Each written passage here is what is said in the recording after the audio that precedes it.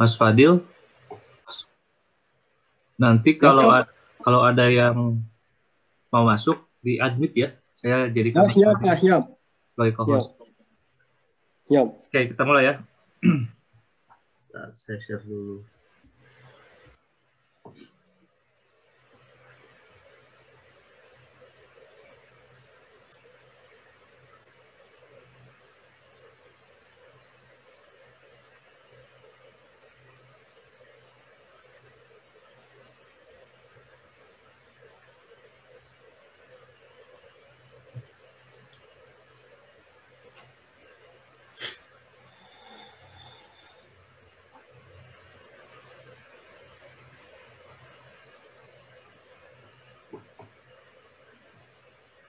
Oke, kita mulai ya. Bismillahirrahmanirrahim. Assalamualaikum warahmatullahi wabarakatuh. Waalaikumsalam warahmatullahi Oke, wabarakatuh. pada hari ini 30 November 2020, mata kuliah hidrologi untuk kelas C jam 7 saya buka ya. Dengan bahasan yang pertama adalah melanjutkan sisa dari analisis das dan Pearson berbasis GIS. Kemudian yang kedua adalah kita akan masuk ke menganalisis hujan rencana atau analisis frekuensi hujan. Ya. Yang pertama kita akan bahas adalah polygon Pearson berbasis GIS dengan catatan kita sudah mendapatkan batas dasnya ya. Yang kemarin sudah saya ajarkan bagaimana mendeliniasi batas das dari data DEM, dari data spasial ya, terkait dengan digital elevasi model yang Anda dapatkan dari situsnya atau portalnya GIS yang ada di pemerintahan kita ya, di BIK namanya. Oke, nah selanjutnya jika kita punya sebaran pos hujan yang ada di Indonesia gitu ya, misalkan Anda punya kajian nih, ya, Anda punya kajian, Anda punya lokasi yang harus Anda kaji, terus Anda buat batas dasnya, kemudian selanjutnya ketika Anda akan menghitung berapa debit yang ada di dalam das itu, berapa bagaimana kondisi hujannya, terutama terkait dengan sebaran hujan yang ada, maka Anda harus mendapatkan data pos hujan, ya, data pos hujan. Saya sudah share di e-learning, itu adalah contoh data yang ada di daerah Ciwulan sesuai dengan yang saya ajarkan saat ini gitu ya. Coba kita lihat, kita buka datanya seperti apa. Nah, kalau kita lihat datanya, Anda akan mendapatkan informasi data seperti ini. Ini informasi data yang minimum ya. Yang pertama nomor, kemudian ada nama pos hujan misalkan. Oke. Ini adalah data koordinat dari pos hujan, masing-masing pos hujan. Yang longitude itu adalah data longitudinal atau bujur timur, dan latitude itu adalah data lintang selatan karena di sananya minus. Jadi ini disebut lintang selatan. Nah, sistem data ini kemarin saya ajarkan. Ini sistemnya adalah decimal degree. Biasanya data yang ada di contoh kalau kita mau mengambil data hujan ya, itu bisa bersumber dari BMKG, Badan Meteorologi dan Geofisika, atau bisa ke dinas terkait seperti sumber daya air gitu ya, dinas PSDA provinsi misalkan, atau di Balai Besar Wilayah Sungai, unit hidrologinya itu ada, atau di pus air yang ada di Dago juga ada, itu seluruh Indonesia ada di pus air itu data-datanya. Nah itu biasanya itu posisi koordinatnya mempunyai apa namanya, informasi koordinatnya adalah biasanya decimal degree seperti ini ya, bisa decimal degree seperti ini atau juga yang derajat, menit, sama detik. Ya. Misalkan 108 derajat, 10 menit, sekian detik. Bisa seperti ini. Nanti bagaimana cara inputnya? Saya akan contohkan cara menginput data decimal degree dulu. Yang seperti ini. Decimal degree datanya akan seperti ini. Jadi 108, sekian derajat. Minus 7,76 sekian derajat. Nah, datanya bisa berformat Excel. Ya. Datanya bisa berformat Excel, kemudian Anda panggil data Excel ini di GIS. Ya. Nanti akan langsung tersebar menjadi peta sebaran hujan. Atau ginilah, untuk yang pos hujan ini saya sudah terangkan di kelas C ya. Jadi saya lupa tidak rekam. Nanti kalau Anda mau lihat YouTube-nya, yang awalnya ini Anda lihat di kelas C. Saya lupa tadi nggak rekam. Ya, kalau Anda mau lihat penjelasan pos hujan itu ada di kelas C. Jadi tidak usah saya ulang lagi lah. Waktunya akan habis nanti. Oke, selanjutnya. Kalau misalkan kita punya data seperti ini, nah ini bisa diplotkan di GIS. Dengan cara memanggil data Excel ini ke program ArcMap-nya Anda. Nah, dengan catatan bahwa ini semua harus ada. Ya, ini semua data koordinatnya harus ada. Ya. Oke, saya lanjut. Nah, sekarang bagaimana cara memplotkan ini ke dalam ArcMap? Nah, data pos hujannya harus Anda tutup dulu. Excel-nya, ya, data Excel-nya harus Anda tutup karena tidak bisa kalau Excel-nya dibuka dipanggil di ArcMap dia tidak bisa. Oke, saya tutup dulu. Kemudian saya akan buka ArcMap-nya. Ini adalah latihan kelas D kemarin ya, yang sudah saya sampaikan. Saya akan coba memplotkan data pos hujan tadi di sebarannya di daerah Tasik ini, kemudian di data SHP yang sudah kita buat sebelumnya. Oke. Selanjutnya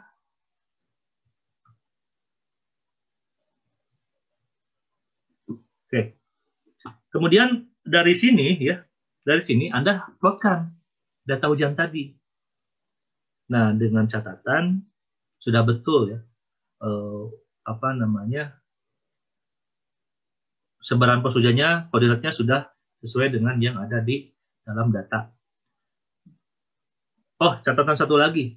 Jika Anda mau mengintegrasikan antara Excel dengan ArcMap, ya, regional setting di Windows, ya, di Windows Anda ini harus menggunakan sistem internasional.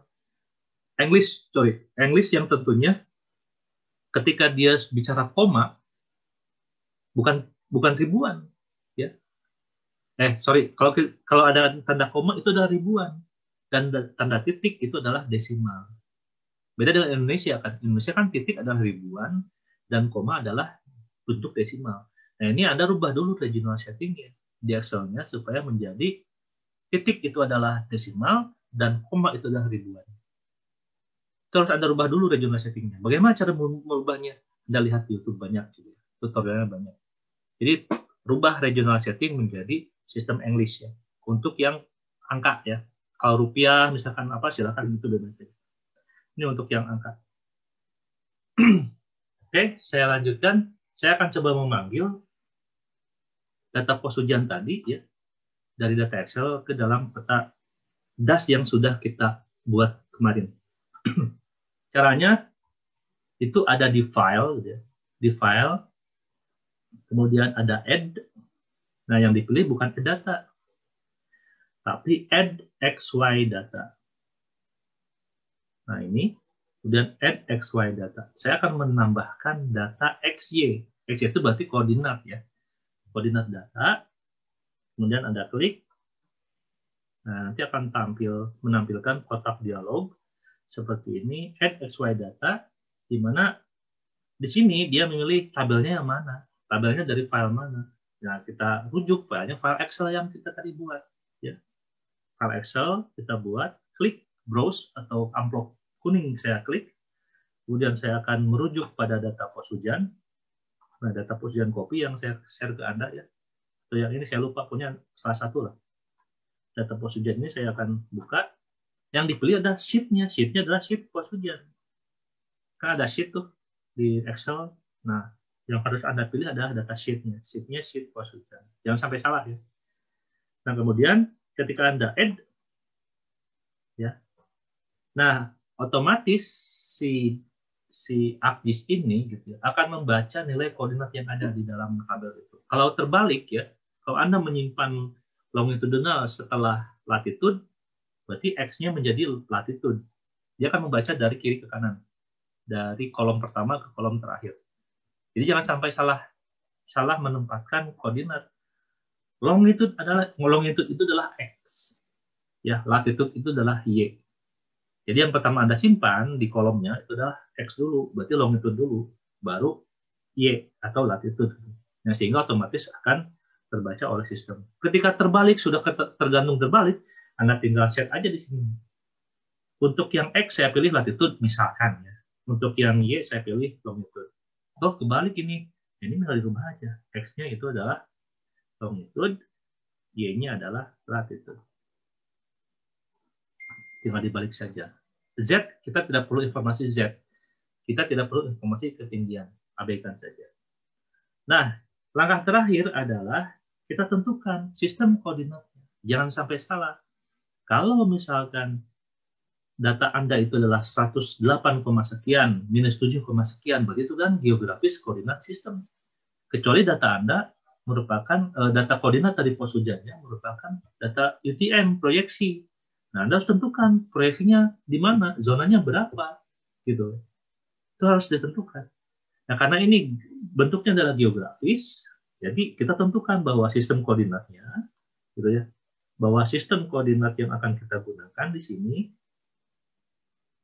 itu adalah yang geografis. Jadi kita save di edit.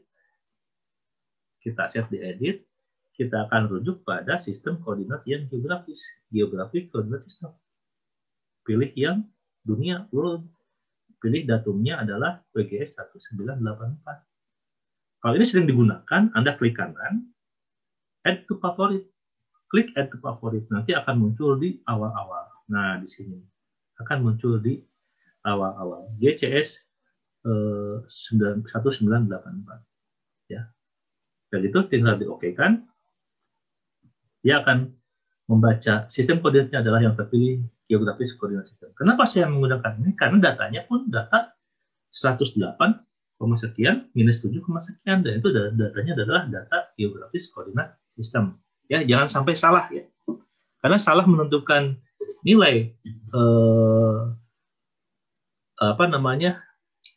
nilai spasialnya, gitu ya, nilai koordinatnya atau jenis koordinatnya itu akan salah penempatan di dunianya. Jadi di peta tidak akan masuk. Kalau saya set ini menjadi UTM, dia tidak akan dekat dengan, tidak akan terplotkan di peta das kita. Mungkin adanya di laut ya. Nah, seperti itu. Jangan sampai salah. Nah, kalau sudah gini di-OK-kan saja. Dia otomatis akan muncul titik-titik pada peta. Misalkan tabel does not have any object, ID file dan lain-lain, di-OK-kan saja. Nah, otomatis dia akan muncul sebaran pos curah hujan yang ada di DAS. Nah, coba ini, ya. Ini ada pos hujan nih, 1, pos hujan 2. Sebenarnya kalau saya pengen lihat semuanya, saya klik kanan di pos hujannya. Kemudian saya zoom to layer, ya, saya zoom to layer, dia akan membaca semua layer yang ada. Nah, ini pos hujan, pos hujan, pos hujan, pos hujan. Kurang besar keterangannya. Kecil-kecil sekali ya. Simbolnya. Ini pos hujan. Kemudian agak delay ya. Nah, ini pos hujan. Nah, kurang besar ya tinggal di simbologi saja. Diatur simbolnya di sini. Bisa langsung seperti ini. Saya akan berubah menjadi segitiga misalnya. Nah, dia akan berubah menjadi segitiga dengan ukuran tertentu ya. Kan jadi terlihat kan sebaran pos hujan. Nah, ternyata sebaran pos hujannya ada di luar DAS ya. Ada di luar DAS yang kita analisis. Makanya ini saya sampaikan bahwa saya akan menggunakan data yang sudah saya share ya. Data yang sudah saya share, saya akan menggunakan data das triwulan ini. Saya akan bawa ke ini, masukkan ke sini. Nah, ini adalah data das triwulannya. Terus ininya saya akan hilangkan warnanya, fill-nya saya akan hilangkan, kemudian saya ganti simbolnya, garisnya menjadi garis merah ini. Oke. Nah, ini adalah data das yang dijadikan acuan untuk kuliah Polygon Vision ya. Terus yang ini tidak akan saya gunakan. Data das ini tidak akan saya gunakan. Nah, jadi saya akan gunakan pos hujan ini. Das ini ya. Terus biar tidak pusing, dem-nya saya akan hilangkan, stream order juga saya akan hilangkan. Jadi saya akan bermain di ini saja. Ya. Nah, ini cara inputkan data dari pos hujan yang dari Excel. Tapi ingat, converting, gitu, ya apa yang tertampilkan di sini, ini masih merujuk pada data Excel. Ya, jadi pos hujan ini yang saya gunakan ini masih merujuk pada data Excel, pada Excel yang tadi kita sudah buka. Ini belum berupa peta spasial, masih data informasi dari Excel. Nah, sehingga ini harus Anda convert, ya, harus Anda konversi menjadi dari Excel menjadi SHP. Nah, dikonversi menjadi SHP dari Excel, caranya sangat mudah sekali. Diklik kanan datanya, di pos hujan ini Anda klik kanan, kemudian ada data, ya, baru Anda ekspor data. Jadi data yang ada di dalam itu, saya akan ekspor menjadi SHP. Nah, di sini akan save menjadi SHP. Nah, di dalam ini ada beberapa opsi. Opsi pertama adalah koordinat sistemnya. Mau di-set seperti apa nih koordinat sistemnya? Nah, karena tadi kita waktu memberikan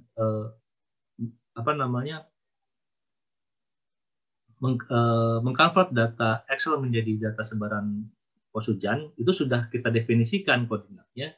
Jadi kita ambil yang this layers source data. Jadi sesuai dengan sumber datanya. Ya. Nah, baru di sini ada opsi untuk menempatkan filenya di mana. Nah, tinggal Anda klik saja di sini. Saya akan simpan di sini Vision Class D ya, Vision Class D. Saya akan simpan menjadi Vision Class D. Di oke kan. Kemudian Anda akan menyimpan, mengekspor data yang tadi sudah dianalisis, oke. Nah, sehingga akan muncul file Vision Class D, dan ini sudah SHP ya, ini sudah save file. Berarti yang ini, yang data Excel ini sudah tidak Anda gunakan lagi, tinggal Anda remove.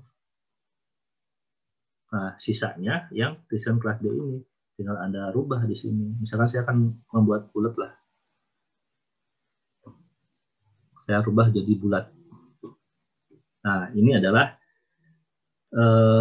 sebaran pos hujan hasil dari convert Excel ke GIS ya.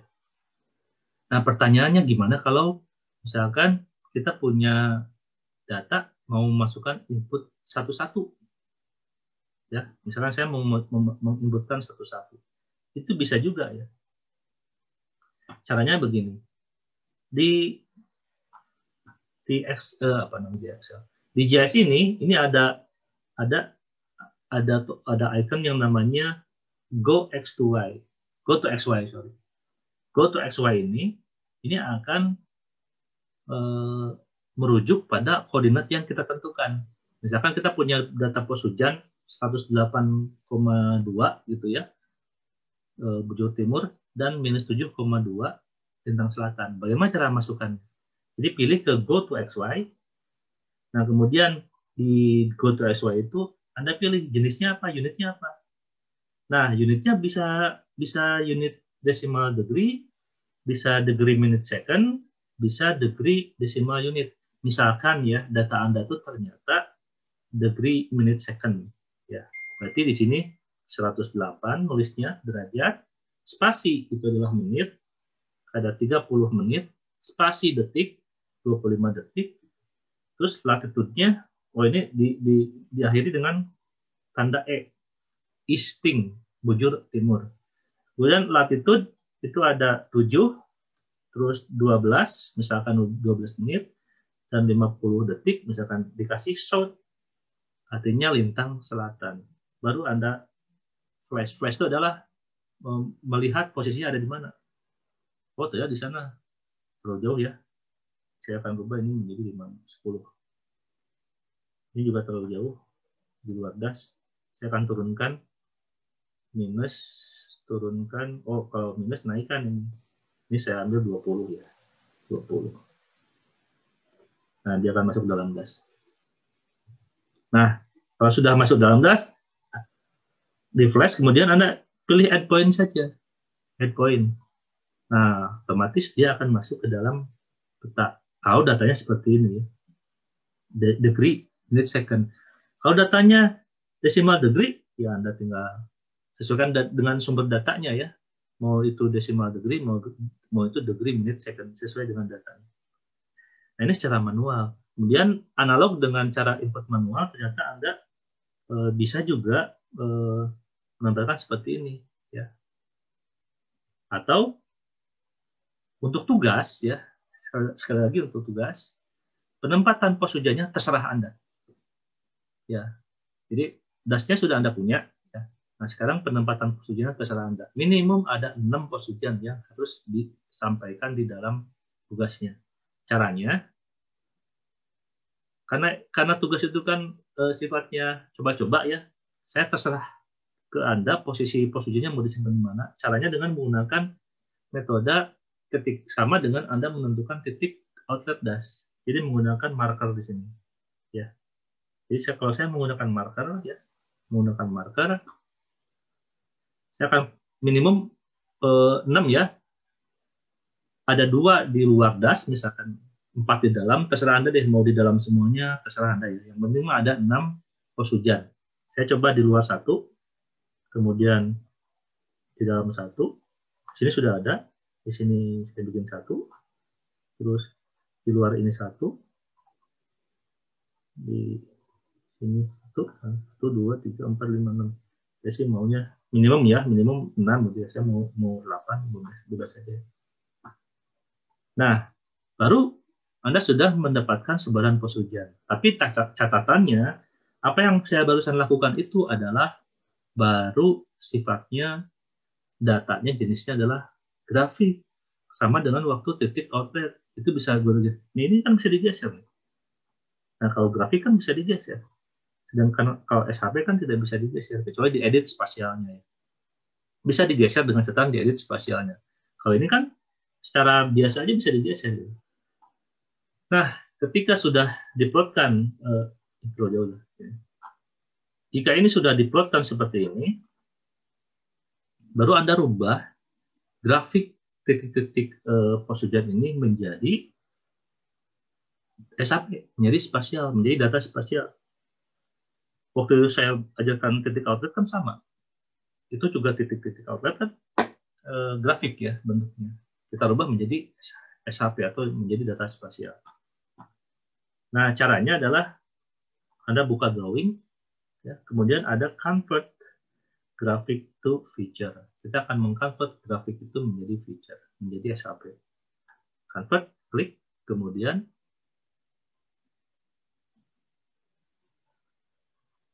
ada langkah yang belum dilakukan ya.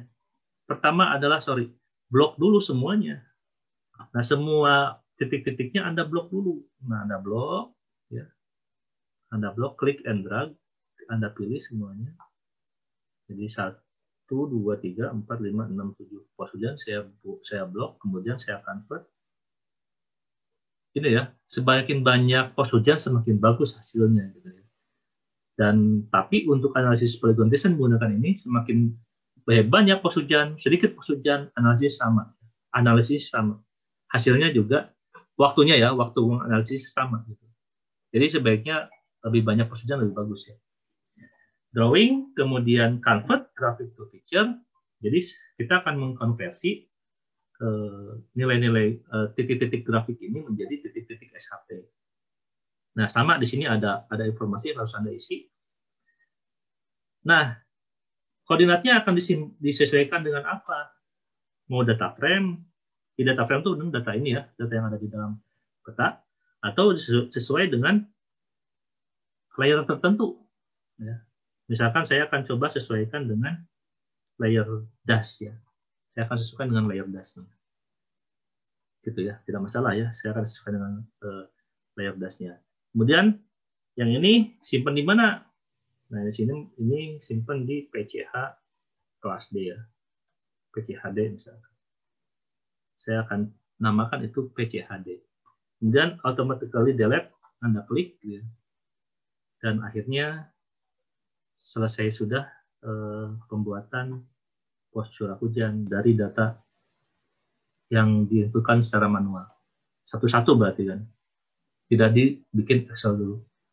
Nah, perbedaannya kalau yang di Excel tadi ya, kalau yang data dari Excel, saya contohkan yang ini, yang bulutnya besar. Kalau kita lihat datanya, kalau kita melihat data isi dari data SHP-nya, hasil dari Excel tadi, dia akan mirip sekali dengan data Excel yang ada. Keterangan-keterangan yang ada di Excel otomatis akan masuk ke dalam data atribut ya, data atribut dari kelas D. Kalau yang PCH buatan secara manual, data atributnya kan kosong. Baru hanya name juga rata-rata tidak ada. Ya. Kalau ini kan tadi input kan secara go to XY ya. Kalau go to XY dia akan menempatkan koordinatnya menjadi nama. Kalau yang diinput menggunakan marker, dia name-nya kosong. Nah, ini baru Anda edit namanya. Caranya klik kanan di pos hujannya, kemudian edit feature, start editing gitu ya. Start editing, dari sini baru Anda kasih nama PCH1, PCH1, PCH2, PCH3, 4,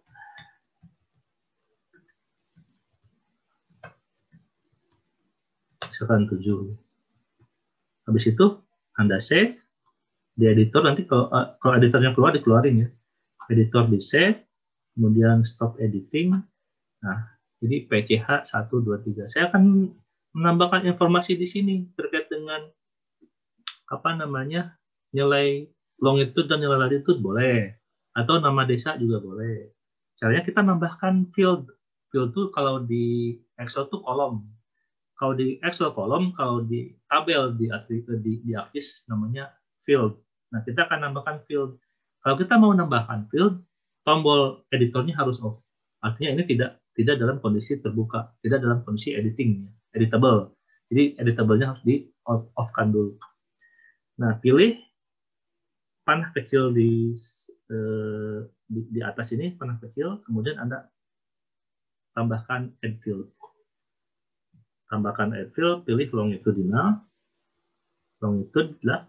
Nah, tipenya itu adalah pilih yang double. Artinya batas desimalnya ke sebelah ribuan, satuan, puluhan, ratusan ribuan itu tidak terbatas, bebas. Jadi presisinya 0. Skalanya ya. Dan skalanya 0. Kemudian di desimalnya juga dibebaskan sampai dengan bebas sampai dengan berapa gitu. Namanya double. Oke, di-oke-kan.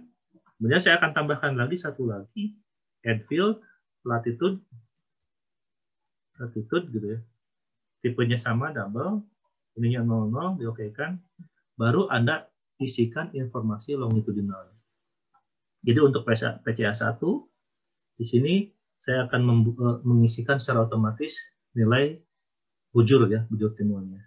Tinggal klik kanan, calculate geometry, tapi dalam kondisi off ya, editornya dalam kondisi off. Nah, saya akan pilih propertinya adalah X. Kalau dia titik, dia akan ada informasi cuman X dan Y saja. X, terus saya pilih satuannya unitnya bisa meter, dalam artian ini adalah UTM, proyeksi gitu ya. Atau kita pilih yang desimal degree. Ya, kita pilih yang decimal degree. Geographic Coordinate System. Tinggal diokekan, dia akan otomatis mengisi 108,20 dan seterusnya. Analog untuk latitude, calculate geometri, jangan lupa propertinya jangan X, tapi propertinya adalah Y, karena dia latitude. Ya, terus unitnya samakan decimal degree, okekan. Nah, ini akan terisi otomatis nilai koordinatnya masing-masing.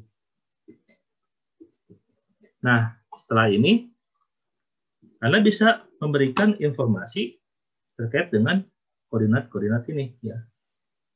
Bisa latitude, bisa tambahkan lagi desa, kecamatan dan sebagainya, silahkan.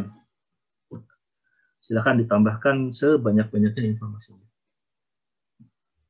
Nah, yang saya gunakan adalah data yang ini, ya. Nah, untuk menampilkan informasi data pos hujan, ini pos hujan mana nih? Anda bisa lihat di sini. Ini pos hujan mana? Oh, ini pos hujan Gunung Satya. Ini misalnya. Pos hujan mana?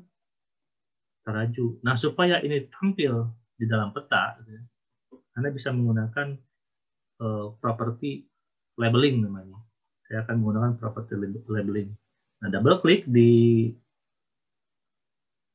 SAP-nya atau klik kanan property, akan keluar layer property seperti ini dan pilih type label. Tab labelnya Anda buka. Nah, ketika pilih tab label itu memang agak relatif lama, ya, tergantung dari komputernya sebetulnya dan tergantung dari data yang akan ditampilkan. Semakin banyak atribut tabelnya, semakin lama juga dia membacanya. Nah, setelah labeling, tab labeling terbuka, centanglah pada pojok kiri ini, label feature in this layer. Jadi saya akan menambahkan label pada feature yang saya pilih tadi, ya. Nah, jenisnya yang akan saya tampilkan informasinya ini bisa sesuai dengan data atribut. Bisa nama curah hujan, bisa longitudinal, bisa latitude, bisa desa, bisa kecamatan. Nah, harusnya kan memang yang ditampilkan adalah nama pos hujan. Jadi saya pilih nama pos hujan. Terus ini adalah terkait dengan font, ya. Fontnya silakan Anda prefer yang mana. Terus other option, ada opsi lain, misalkan place property. Jadi penempatan si teksnya, si keterangannya mau disimpan di mana? Apakah di tengah, di kiri, atau di kanan dari titik pos hujan tadi? Biasanya kan di tengah, ya. Nah, saya pilih placement property-nya. Ini otomatis default-nya adalah di sebelah kanan. Jadi nomor 1 dia di sebelah kanan. Saya akan pilih dia di tengah-tengah. Refer to top center, ya. Top center, diokekan. Diokekan, di-apply. Kemudian, nah, sehingga dia akan muncul pos hujan seperti ini. Di peta akan muncul pos hujan, keterangan dan pos hujan. Ya. Nah, untuk tugas nanti buatlah seperti ini dengan catatan pos hujan yang Anda buat sendiri menggunakan marker. Bebas mau 6, minimum 6 gitu, ya. 6 pos hujan, sebarkan di semua das gitu. Baik itu di luar atau di dalam das, silahkan. Kemudian Anda hitung polygon desainnya. Di sini akan saya ajarkan sekarang. Sampai sini ada yang mau ditanyakan, silahkan.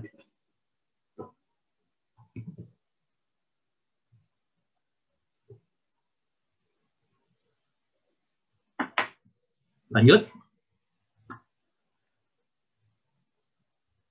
Lanjut aja, Pak.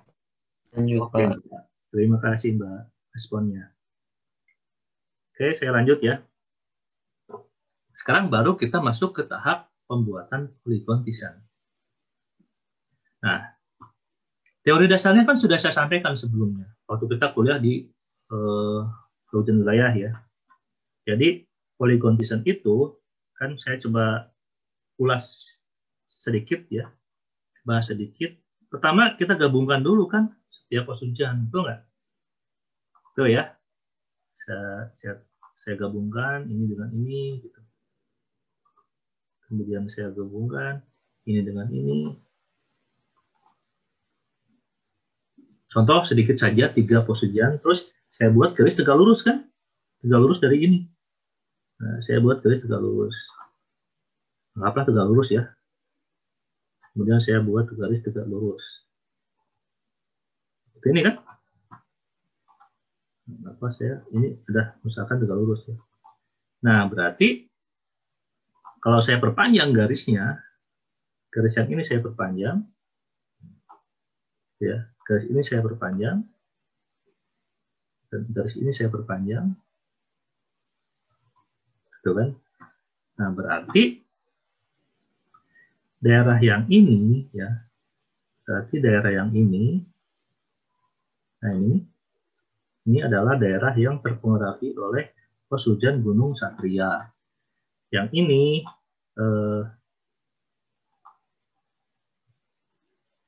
ini adalah pos hujan yang dipengaruhi, kalau 3 pos hujan ya, oleh Taraju, dan yang ini adalah oleh yang pos hujan satu lagi. Nah, itu adalah teori dari Polygon Thyssen. Nah, bagaimana kalau banyak sekali pos hujannya? Kan tidak mungkin seperti ini. Jadi mungkin saja, tapi agak lama waktunya. Sehingga dibuatlah suatu tools yang ada di ArcMap ini untuk menganalisis Polygon Thyssen. Ya. Itu ada di ArcToolbox ya. Di ArcToolbox, kemudian paling atas ada namanya Analysis Tool. Ya, Analysis Tools. Di sini ada tab lagi adalah Proximity, pendekatan terhadap sesuatu. Nah, di sini ada Create Thyssen Polygon. Kalau Anda lupa posisinya di mana, Anda bisa dibantu oleh help yang ada di sini, atau search yang ada di sini. Nanti akan tertampilkan search, kemudian Anda tinggal ketik saja Thyssen, dengan spellingnya harus pas ya. Thyssen, baru Anda enter, dia akan langsung otomatis mencari ArcToolbox yang dimaksudnya, Thyssen. Kalau ada Thyssen banyak, dia akan muncul beberapa perintah, beberapa modul, sehingga Anda tinggal pilih. Sebaiknya Anda hafal ya posisinya di mana. Tidak harus mengandalkan dari search. Jadi nanti lama-kelamaan Anda akan hafal juga sebetulnya. Oke, selanjutnya kita pilih Create Thyssen Polygon. Nah, langsung ada keterangannya, silakan Anda baca. Ini adalah tool help-nya. Ya, silakan Anda baca. Ya, teorinya kan sudah saya sampaikan ya. Pertama, dia nanya, input feature-nya mana? Nah, input feature-nya adalah pos hujan ya. Input feature-nya adalah pos hujan. Jadi, Thyssen Class D ini saya masukkan di sini.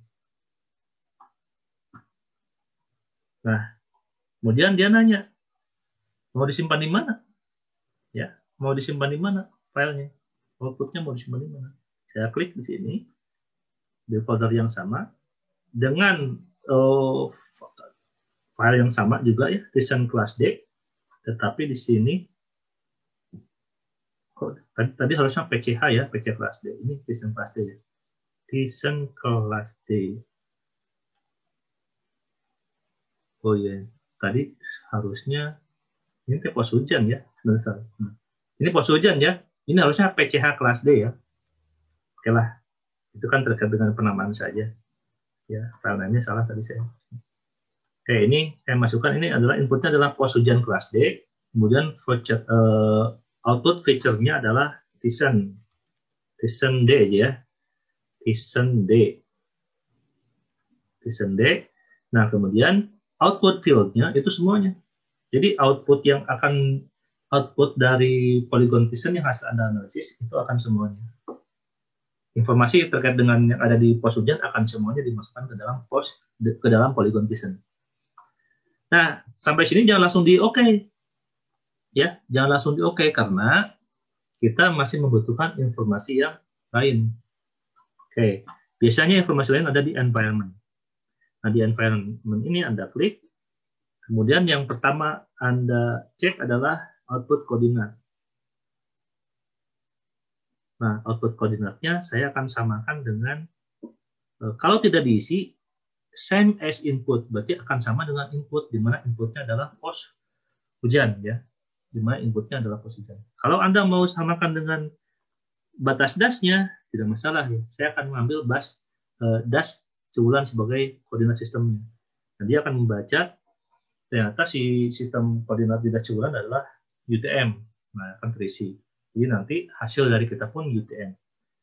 Dan untuk polygon Thiessen harusnya UTM ya, jangan geografis. Karena kita akan menghitung luas pengaruh pos hujan. Jadi rubahlah koordinat dari Thiessen-nya itu menjadi UTM. Kemudian kita bicara processing extend. Nah, processing extend di sini ini adalah menempatkan batas atas, batas bawah, batas kiri, dan batas kanan. Artinya begini, kalau saya punya pos hujan 1, 2, 3, terus kemudian dibuatkan polygon Thiessen gitu ya. Ini ya, gitu. Kemudian begini kan. Terus begini. Nah, ini titiknya misalkan ya. Ini Thiessen-nya ya, ini polygon Thiessen-nya. Terus Anda punya das seperti ini. Dasnya seperti ini. Nah, misalkan seperti itu. Itu das. Nah, berarti kan Anda harus memperpanjang garisnya nanti. Nah, untuk memperpanjang garis ke sini, ini memperpanjang garis ke sini. Nah, si sistem butuh batas atas dari dasnya berapa, batas bawah dari dasnya berapa, batas barat, batas kiri, dan batas kanan. Nah, untuk penentuan batas kiri, batas kanan, batas bawahnya, ini langsung aja Anda rujuk. Processing extend namanya. Processing extend-nya akan sama dengan batas dasnya. Jadi klik batas das. Nah, sistem akan membaca koordinat nilai dari atas, nilai paling atas dari batas das, nilai paling bawah dari batas das, nilai paling kiri, dan nilai paling kanan dari batas das. Otomatis akan mengidentifikasi batas-batasnya. Nah, setelah Anda isi output koordinat dan processing extend sudah cukup, tinggal di-OK-kan. Baru setelah di-OK-kan, Anda OK kembali. Jadi ini adalah proses dari polygon Thiessen. Sehingga akan terbentuk polygon Thiessen seperti ini. Dia akan mengisi batas atas, ya. Dia sampai ke batas atas, batas bawah, kiri dan kanan. Kalau misalkan processing extend tidak dilakukan, ya, saya akan jelaskan nih. Kalau processing extend tidak dilakukan, saya akan coba seperti ini, ya. Kalau processing extend tidak dilakukan, seperti ini. Ini pos hujannya. Ini terserah mau di mana simpennya filenya ya. Saya tidak melakukan apa-apa di environment, akan hasilnya akan seperti ini.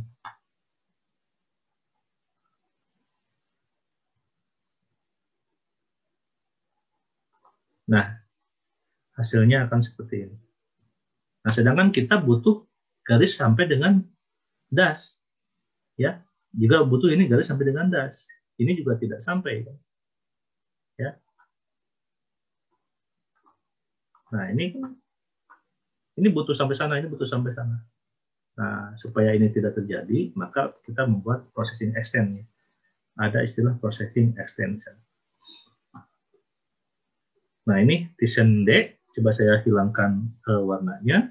Dan simbolnya saya ganti warna biru. Saya kasih tebal. Nah, ini adalah garis Thiessen.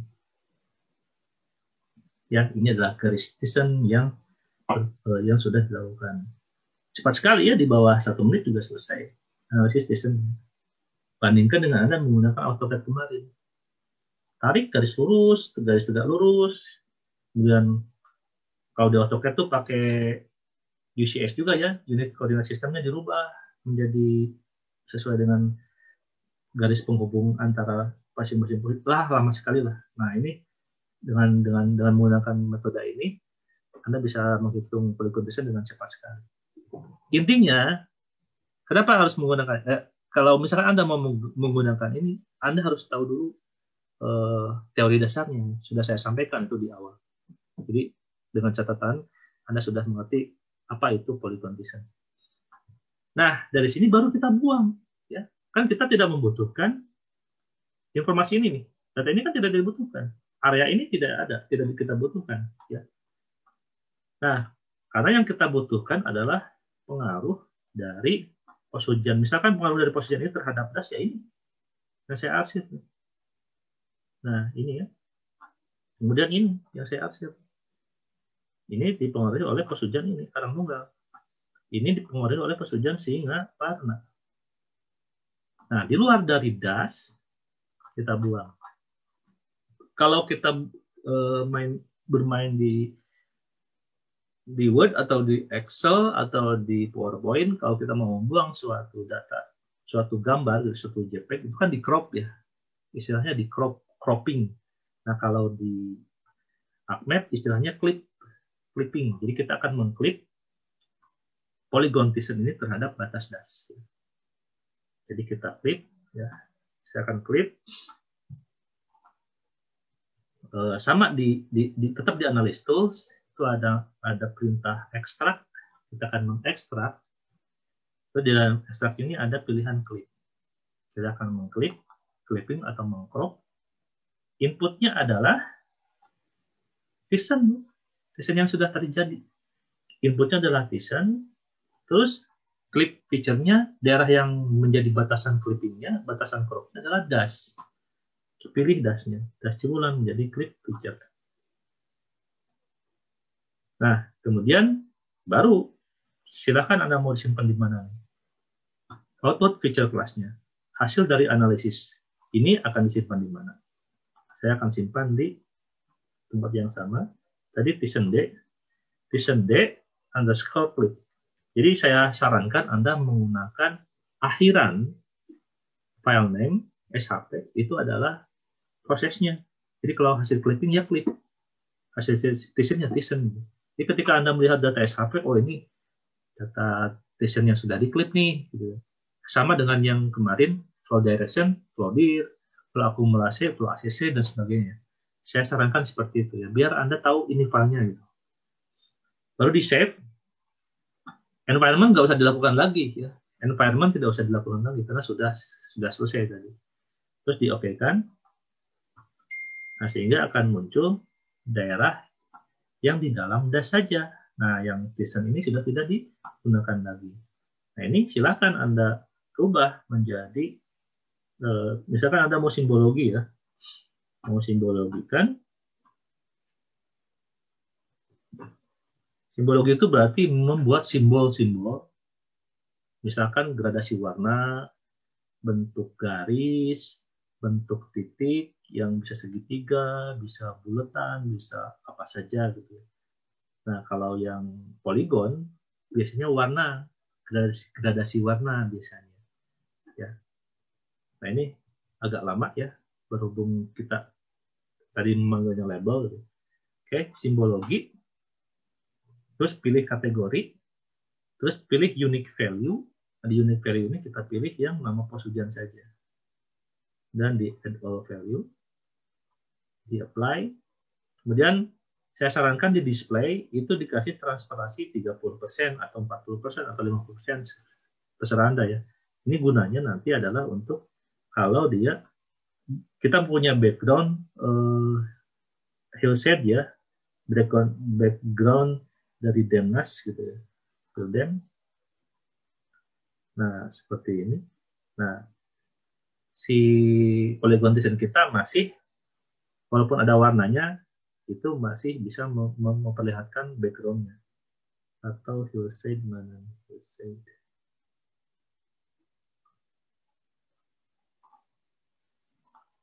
Nah misalkan seperti ini. Jadi kita masih bisa melihat gradasi, walaupun ada gradasi warnanya, transparansi ya, kita bisa melihat backgroundnya masih terlihat gitu. Nah, kalau sudah di analisis ini, baru kita hitung. Anda silakan hitung sekarang pengaruh pos hujan Gunung Satria terhadap das berapa persen, terhadap Taraju berapa persen. Kan yang dicari itu kan polygon Thyssen tuh faktor pengaruhnya ya, koefisien pengaruhnya. Jadi koefisien pengaruh Gunung Satria terhadap das Cibulan ini berapa? Kalau daerahnya sudah ada, Anda sudah punya daerahnya. Ini adalah daerah yang terpengaruh oleh pos hujan Gunung Satria. Tapi berapa persen terhadap dasnya? Nah, itu Anda harus hitung. Caranya, Anda klik kanan lagi, Anda open atribut, table, kemudian Anda buat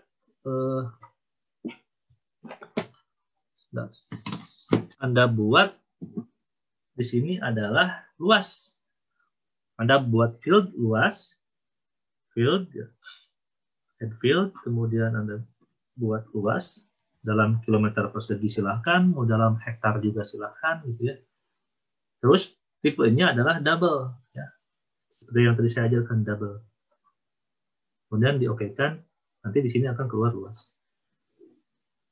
Nah, sama dengan cara menginputkan geometri longitude dan latitude untuk menghitung luas pun, ya, kita bisa menggunakan modul ini, yaitu dengan mengkalkulate geometri, klik kanan, kemudian calculate geometri, kemudian propertinya Anda ingin luas. Di sini ada beberapa ya, ada area, ada perimeter, ada X, ada Y. Nah, yang Anda inginkan kan luas ya. Jadi pilih propertinya luas, dan unitnya, nah unitnya di sini baru kita pilih mau yang mana. Sesuai dengan yang di kepala kolomnya ya, kepala fieldnya. Saya pilih square kilometer.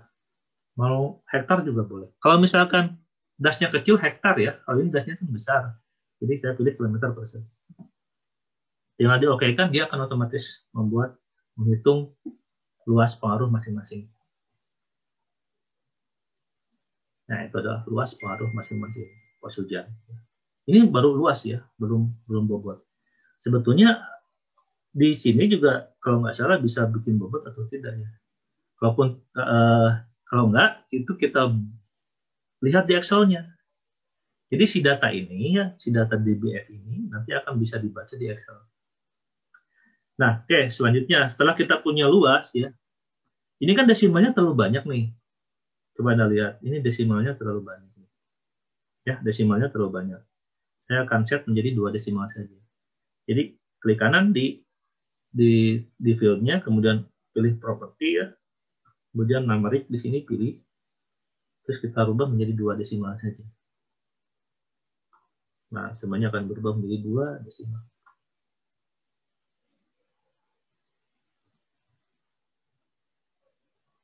Ya, menjadi 2 desimal. Nah, setelah jadi 2 desimal, baru Anda bisa menginformasikan ini ke dalam peta. Nah, untuk menginformasikannya, kan misalkan gini, kita bisa melihat, klik di identify, diklik di sini, dia akan melihat, oh luasnya 210 km per persegi. Nah, supaya orang langsung bisa melihat informasi luasannya dalam peta, ya, Anda bisa menginputkan labeling.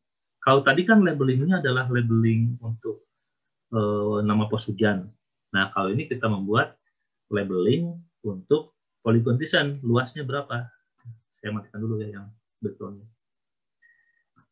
Oke, caranya sama ya dengan yang tadi dilakukan di pos hujan. Kita pasang label. Nah, kita pasang label. Ketika baca label, dia akan agak lama. Saya juga kurang tahu kenapa lama gitu. Kalau mungkin tergantung dari prosesor dan memori ya, yang prosesor memorinya bagus, baca labelnya akan juga bagus.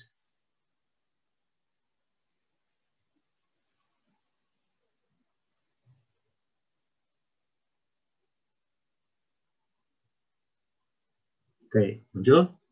Baru Anda klik label di sini, terus yang dipilih, terserah mau PCH atau apa, yang kami sampaikan kan luas ya.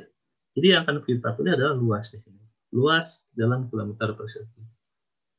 Nah, bolehlah Anda ganti warnanya menjadi biru misalkan. Terus bold, di apply, nanti akan keluar seperti ini.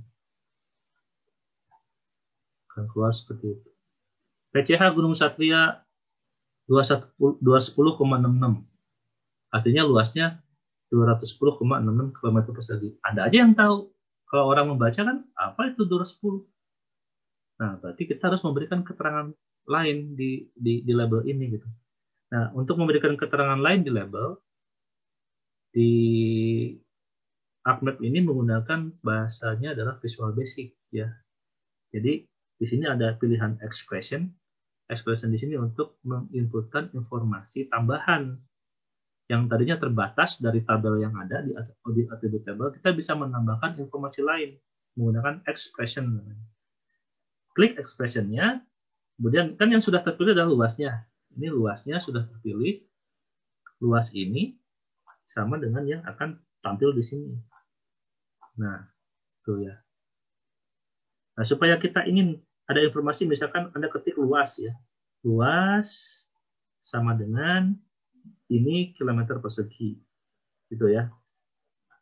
Atau jangan luas lah, simbol aja A. A sama dengan sekian kilometer persegi. Nah, ini bisa disampaikan seperti ini. Ya, bisa disampaikan seperti ini. Nah, berarti di depan dari nilai luas ini kan ada tulisan A sama dengan. Nah, tinggal Anda ketik aja. Pertama tanda kutip ya. Tanda kutip ini sama dengan di Excel ya, cara menggabungkan dua informasi. Dari kolom, dari sel ke sel digabungkan itu bisa menjadi informasi yang tergabungkan gitu. Saya akan ketik A, spasi sama dengan, kemudian spasi lagi, saya dikasih kurung tutup ya. Nah, itu akan menampilkan nilai A. Terus setelah itu Anda untuk menggabungkan informasi ini menggunakan simbol dan. Ini di Visual Basic ya, ditambah simbol dan. Baru Anda verify. Verify nanti tulisannya akan menjadi ini. A sama dengan 33,37. Ini contoh nih, A sama dengan 33,37 di daerah sini. Nah, ini masih ada kurang nih, kurang satuannya. Nah, ditambahlah di ujungnya. Jangan lupa dikasih tanda dan itu adalah penghubung dua informasi. Terus kasih lagi tanda kutip, karena ini kita akan masukkan nilai teks ya, bukan angka, tapi teks. Tanda kutip, saya kasih spasi dulu, biar dari angka itu masih ada spasi, ditambah keterangan kilometer persegi satuannya. Terus dikurung, di tanda kutipnya ditambahkan satu lagi. Jadi semuanya ada di dalam tanda kutip. Verify, kemudian muncullah 33,37 km persegi. Nah, ini sudah cukup informatif ya. Tinggal Anda okekan, apply, kemudian akan muncul informasi di atas. A sama dengan 210,66 km persegi. Nah, itu adalah cara menampilkan informasi spasial yang relatif sangat membantu ya. Jadi orang membaca peta saja, oh, ketahuan. Nah, baru dari sini Anda tinggal menghitung bobotnya. Kan yang dihitung baru luas. Nah, bobotnya saya juga mungkin di AppMap ini ada ya cara untuk menghitung bobot gitu ya. Nah, saya belum mendapatkannya sebetulnya. Kalau dari statistik dia akan melihat nah, dia baru lihat ini belum menunjukkan pembobotannya ya. Baru seperti ini. Mungkin ada yang lebih ada informasi yang bisa disampaikan ke saya juga. Saya bersyukur ya kalau Anda, Pak, ini saya punya datanya seperti ini. Kalau misalkan menghitung bobot di AppMap saya punya linknya. Ya. Itu lebih bagus ya informasinya. Nah, kalau tidak ada kalau belum jelas atau belum ada di AppMap-nya, kita bisa hitung manual lah menggunakan Excel gitu ya. Kita coba buka di Excel-nya gitu ya. Jadi gini, yang namanya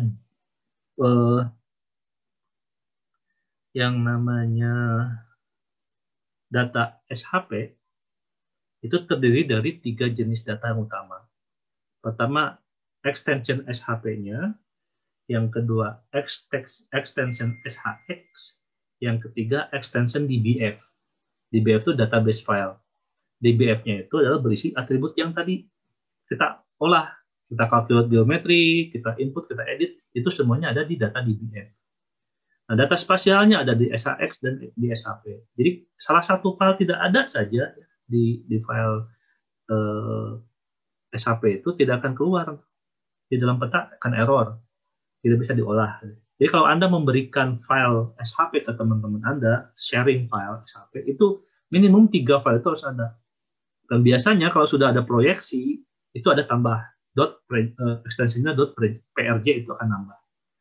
Terus ada lagi tambahan beberapa file gitu ya. Jadi file pengikutnya dengan nama file yang sama tapi ekstensinya berbeda. Nah itu jangan sampai hilang. Kalau ada salah satu hilang, tidak bisa dibuka. Nah, ketika Anda sudah menganalisis polygon condition dan akan menghitung bobotnya, ini saya contohkan di, nah ini ada file di BF ya. Ini ada file SHP, ini ada file .shp, extension SHP, ada file extension SHX, ya. Ada file extension CPG, ini ikutannya sebetulnya, dan ada extension di BF ini yang paling penting, dan ada extension PRJ di sini, proyeksi. Nah, PRJ di sini proyeksi yang memberikan informasi terkait dengan spasialnya, mau itu geografis maupun UTM.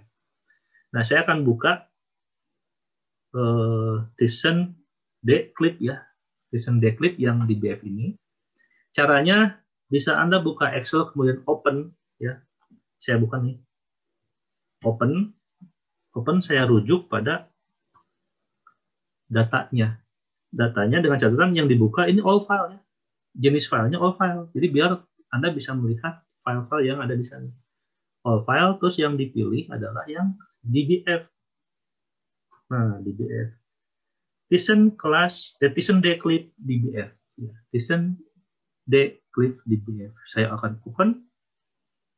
Nah, dia akan otomatis membuka file atributnya di program Excel. Saya perkecil biar kelihatan semua. Nah, ini. Nah, setelah ini save as lah. Ya, save as datanya menjadi data Excel. Save as menjadi data Excel. Nah, ini kasih keterangan lah, hitung bisa supaya membedakan antara file DBF dengan file Excel. Saya hitung Tizen Declip misalkan. Nah, baru di sini Anda bisa olah.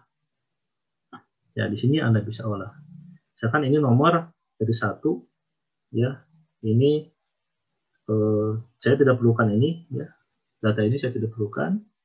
Kemudian ini juga saya tidak perlukan. Ini nomor misalkan 1, 2, 3, 4, 5, 6, 7, 8 misalkan. Longitudinal ini desimalnya kebanyakan. Saya akan atur menjadi 2 saja, misalkan atau 3, 2 gitu. Nah, ini seperti ini. Silakan aja atur seperti Anda mau membuat tabel yang bagus gitu ya. Terus ini saya gabungkan, jadi ini koordinat geografis atau GCS misalkan. Longitude, latitude, ujung timur, bintang selatan silakan Anda rubah. Ini digabung menjadi nama pos hujan misalkan ya. Ini nomor tetap digabung misalkan di merge ya, desa atau ini administrasi misalkan. Dan ini luas gitu ya. Yang luas dalam ini kilometer persegi, yang ini persentase atau bobot. Nah, ini bisa disampaikan seperti ini, bebas saja ya. Kan menampilkan data tuh tergantung orang ya. Saya akan jumlahkan, ini adalah luas dasnya, summary, jumlah. Dan saya akan bikin bobotnya di sini. Ini dibagi dengan jumlah kali 100%. Nah, bobotnya adalah 2,89%. Terus saya tarik ke bawah. Terus saya jumlahkan hasilnya 100 kan. Oke. Nah, ini adalah bobot. Nanti tugas Anda sampai sini ya. Pengaruh pos hujan perkebunan pada Waras terhadap das adalah sebesar 2,89%. Tuh. Terus kalau saya punya, terus misalkan nih, misalkan ya. Nah, misalkan saya mempunyai hujan rencana ya.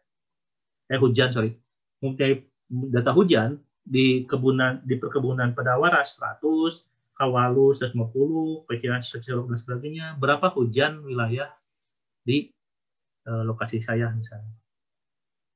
Nah, Anda tinggal masukkan ini dikalikan dengan bobot. Bobotnya dari yang ini. Bobotnya mana? Oh, bobotnya dari ini. Ini bobotnya. Nah, ini bobotnya. Jadi hujan wilayahnya adalah yang pada Waras dia hanya memberi 2,78 mm. Nah, seterusnya, sehingga Anda bisa menentukan hujan wilayah untuk das Ciulan, ya, itu adalah 139,89 mm. Nah, ini menjadi akhirnya ini adalah hujan wilayahnya.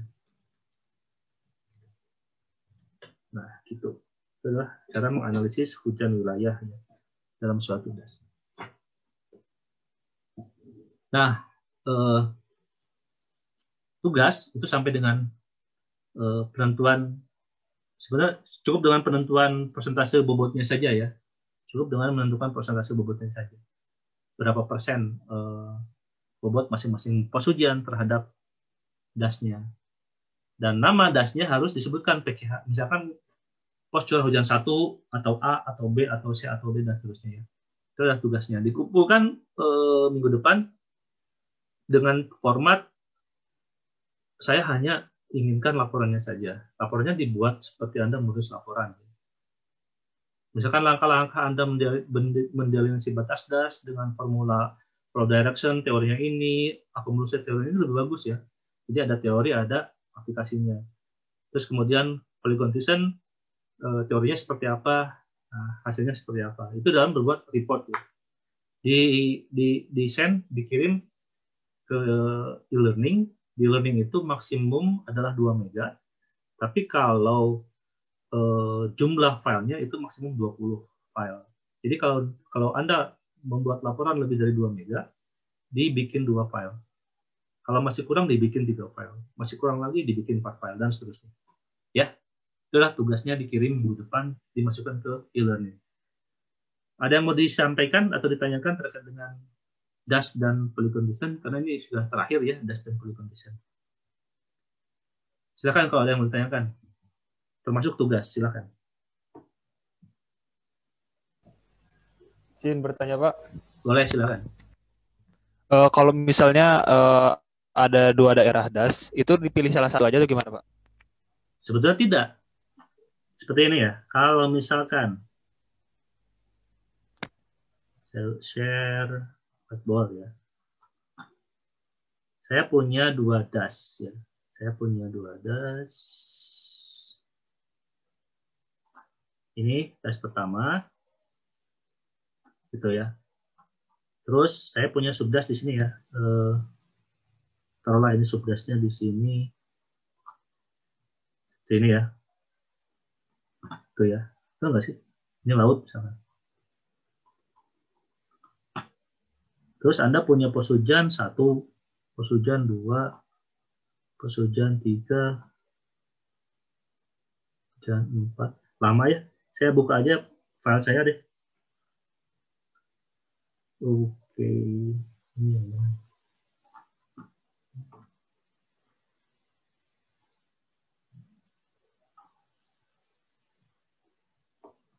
Kerjaan yang mana ya?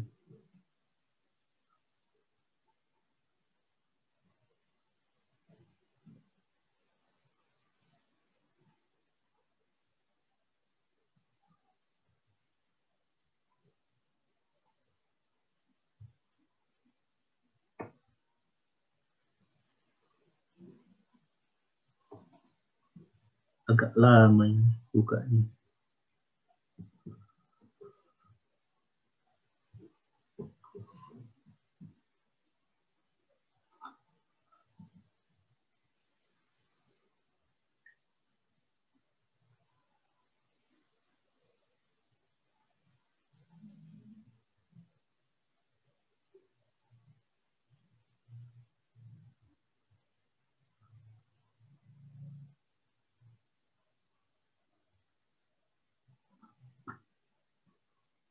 Jadi saya coba buka file saya ya, yang sudah, atau ini aja lah, file ini saya akan coba jadikan 2 ya, 2 DAS ya. Coba file ini saya akan jadikan 2 DAS. Saya password dulu ya, biar enggak berubah. Descent, declip.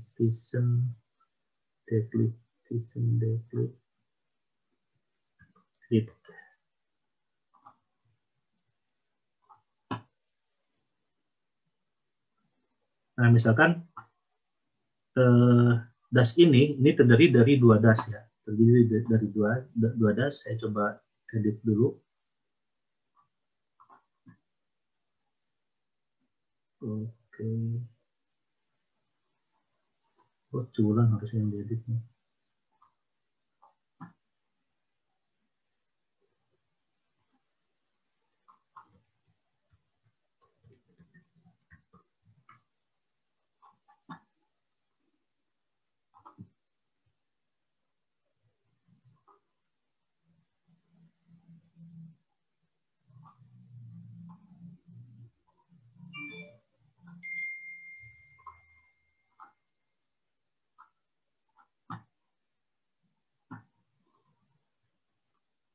Saya coba buat das-nya dulu ya.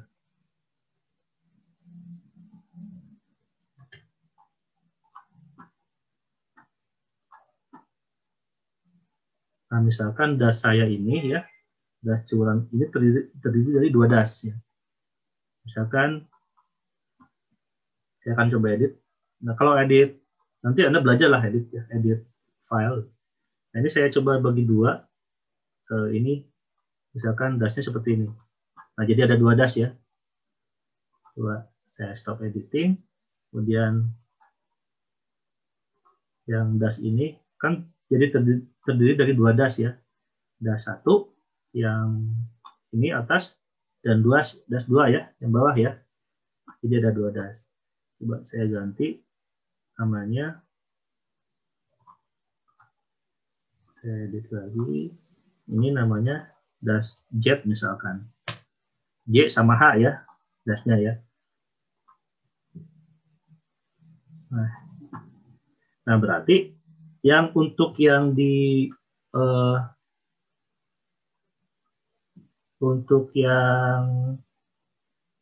oke, kita analisis dulu. Analisis polygon vision-nya menggunakan dua das yang terpisah ya. Dua das yang terpisah ini. Jadi posujan yang 4 ini mempengaruhi yang atas, posujan yang bawah ya mempengaruhi daerah yang bawah. Ini juga ada yang mempengaruhi daerah yang atas. Nah, untuk menganalisisnya, Anda lakukan semua posujan terhadap dua das ini. Jadi Anda lakukan semua. Nanti sehingga akan muncul vision yang sama ya, vision yang seperti ini. Visionnya akan sama kan seperti ini kan? Betul nggak? Ya, betul nggak teman-teman? Visionnya akan sama seperti ini kan? Ya, betul ya. Iya, Pak. Nah, untuk ini, untuk supaya kita bisa menganalisis mana koefisien pengaruh untuk das yang atas, das yang ini misalkan, coba aja warnanya saya ubah.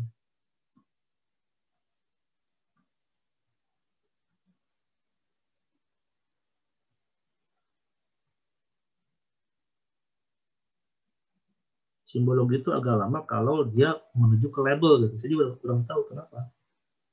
Jadi agak lama gitu. Prosesornya kurang bagus, memorinya kurang banyak gitu. Ini karena masih label. Nah, kalau sudah ke simbologi sebetulnya itu akan cepat ya. Layer property itu akan cepat. Nah, saya misalkan saya rubah ini das H ya, ini das Z. Nah, saya akan menghitung pengaruh masing-masing posujan di das H dan di das Z. Dengan catatan kita sudah punya hasilnya vision seperti ini ya. Visionnya seperti ini, coba saya rubah menjadi garis biar kelihatan. Nah, ini kan saya ingin melihat pengaruh dari das H terhadap posujannya, karena si das H pun dia ada terpengaruh oleh karang tunggal, walaupun sedikit ya. Terus das Z ini juga ada pengaruh terhadap pos kawalu, ya, pos kawalu di atasnya, walaupun sedikit. Nah, berapa persentasenya? Baru kita bisa hitung. Caranya, Anda harus pisahkan dulu. Jadi yang tadinya das ini, dua subdas ini, nah, dua subdas ini dalam satu file SAP, Anda harus pisahkan ini. Anda harus pisahkan dua si masing-masing subdas ini menjadi satu SHP. Ini SHP tersendiri, ini SHP tersendiri. Ya. Caranya gampang sebetulnya.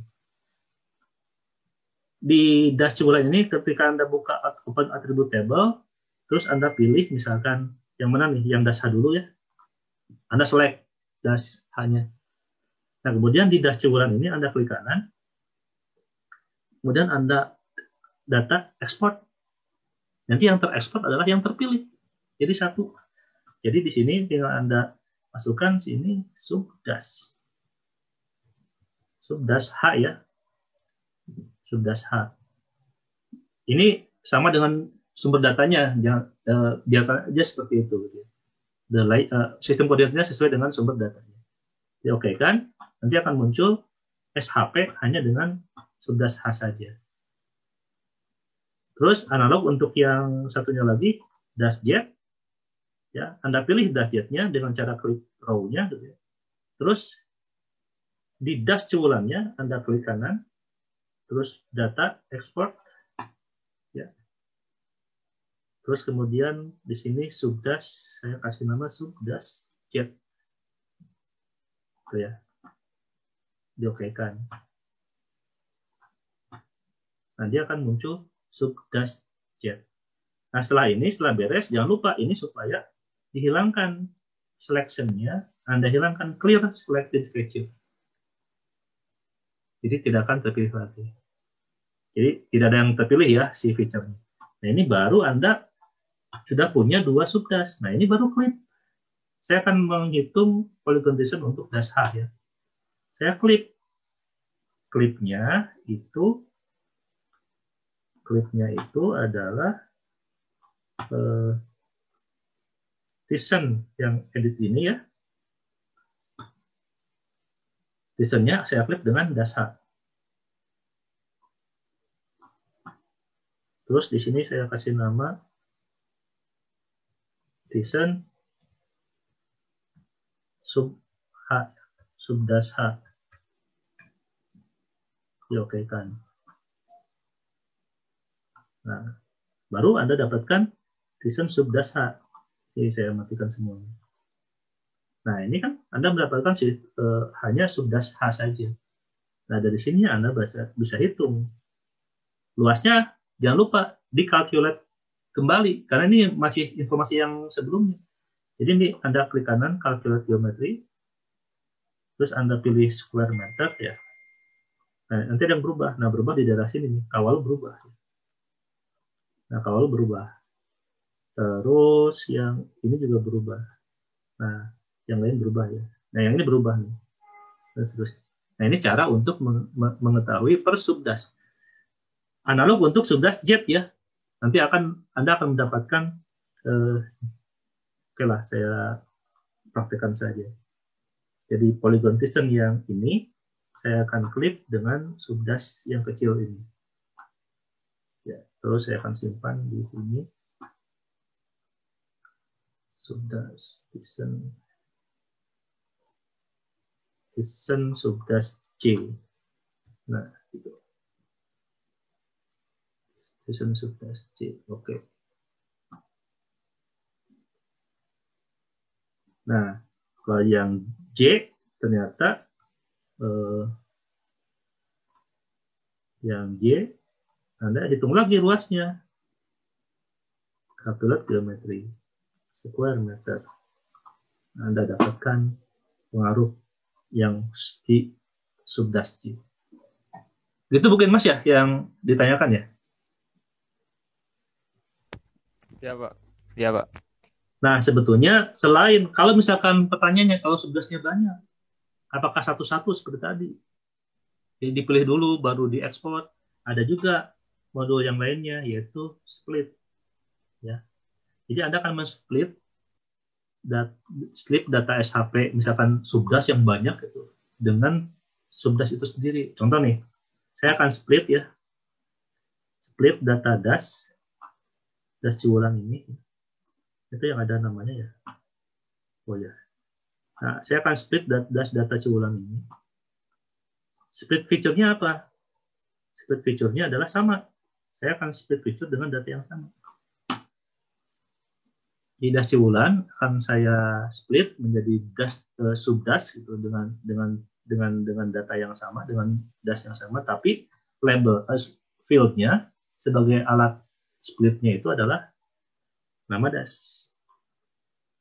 Jadi nanti akan ada dua nama subdas hasilnya, subdas H dan subdas J. Nah, targetnya itu adalah folder. Nah, ini target workspace-nya folder. Jadi rujuknya folder bukan file. Jadi kita akan simpan di mana? Misalkan saya simpan di jika ada folder, saya simpan di folder seperti ini. Di folder, ya, kemudian di-OK-kan. Nanti di foldernya akan keluar dua jenis file. Dua jenis file. Di mana ya? Oh, sini. Nah, ada dash H dan ada dash Z, ya. Akan keluar ya. Ada dash H dan dash Z ini. Itu hasil dari split. Boleh seperti itu. Kalau banyak subdasnya, menggunakan metode yang barusan saya sampaikan. Jadi tidak satu-satu. Banyak jalan menuju Roma ya. Jadi banyak sekali cara untuk menganalisis spasial.